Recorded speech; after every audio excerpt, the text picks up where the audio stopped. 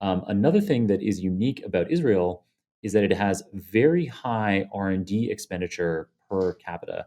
So it is markedly higher than any other nation on the planet. And so that probably creates an interesting flywheel between the strong tech startup ecosystem that there is in Israel.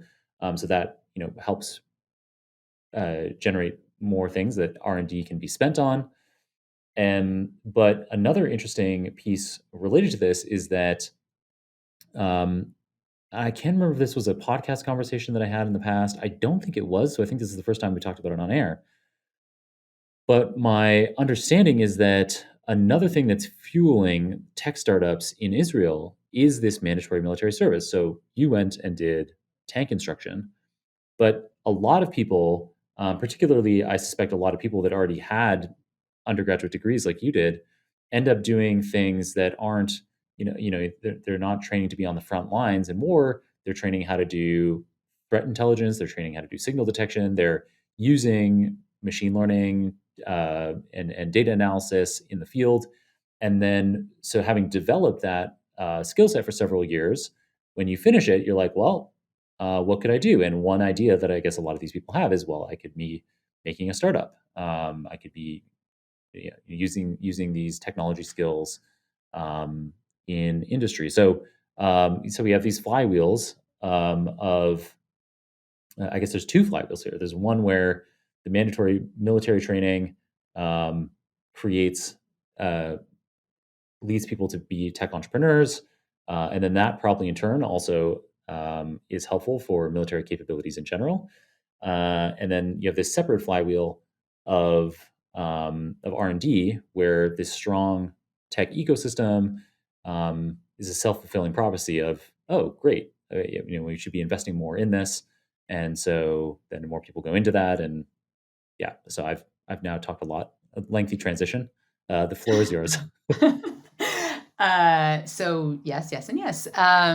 So yeah, we have mandatory military service. It's currently set at on, like, in general, roughly speaking, 2 years for women, 3 years for men. Again, with lots and lots of caveats. Um, and there's sort of, first of all, there's definitely like a big investment of the military um, in technology, whether it's like signal processing or AI or whatever. And so then you have people that are basically trained in that, like you said, and then they can go out and they have this skill set. And we hire people. Everyone's hiring those sets of people. But even people that aren't going into these sorts of fields, the fact that there's this mandatory military service means that already. From a young age, you're in a place where you're picking up skills that are necessary to succeed in in these companies, right? So for example, leadership skills, right? Like you can go basically in most cases, in order to become an officer in our military, you have to start at the bottom. Like it's not like in the US where you have like West Point and the Naval Academy or whatever, and then that's how you become an officer. Basically, you start when you're 18, and then based on different parameters, you can elect or you can be chosen to do officers training. And so then you have these people that are leaving the military with a skill set of being like very focused and leadership skills and managerial skills and time management skills and all these things that basically saying, oh, that's for a successful entrepreneur or a successful CEO. And so yes, it's one of them is like on the job training, and the other one is just like in general these like other skills they need to have. And another thing that I think is really positive about the fact that it's a sort of mandatory military service is that it's sort of this like equalizing force, right? So everyone goes into the military, almost. Huge caveat, which is like causing right now a lot of social unrest here, but we'll leave that for a different for a different time. But you go into the military and you're mixed with different people, right? And so that's also a way of like meeting people that you wouldn't necessarily otherwise meet. They're not kind of out of your echo chamber, out of your specific place, and then that can also be like a very like an incubator for like new relationships that can then go off and start new companies. And then yes, I think the fact that we have a very, very strong investment in R&D is also, like you said, the self-fulfilling prophecy. Like, what do people want to go end up doing? What do people end up doing is they go to this field, right? It's like that's what we know, that's what we see. That's sort of like that's also a very good way for upward mobility for people. And so, with our field in particular, with data science, do you think that all of this R&D in Israel will give Israel an edge in AI technology in particular? Yeah, so yes, absolutely. I think that um, already we're seeing that. So I have people that I work with. One of which, she used to be like very very senior in the military and in AI.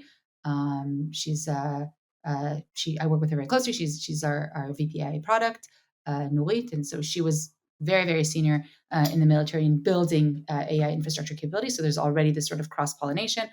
We also have people that either, like I said, we hire right out of the military, or in some rare cases, we have people that sort of start doing their studies first before, right? The military says, okay, like you can take this time, we pay for your studies, and then you sign on for a certain amount of time later for the military. And in some cases, we can also hire these people while they're in their studies. And then the skills that they learn with us, they can then go and use in the military. So there is this definite cross pollination that we're seeing, and I think that it also definitely puts AI as like a very very strong and core component of the industry here because it's so useful not only in the military, right, but in general in all of the companies that are going on. And so there's like this very very rich community here of researchers, practitioners, and so forth.